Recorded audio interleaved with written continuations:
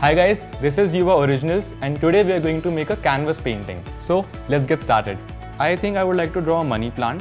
Youva canvas board is actually poster color friendly. It has an acid-free treatment and it also has an acrylic priming. So let's start with the paints. I am using Youva poster colors. These paints are really rich and vibrant in their color. We'll be using a mix of flat and round brushes. The best thing about these are its Taclon fibers. These are very long lasting.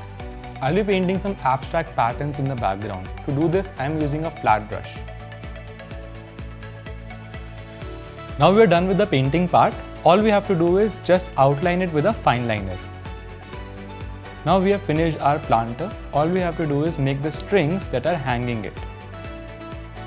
And there you go, your final painting is ready.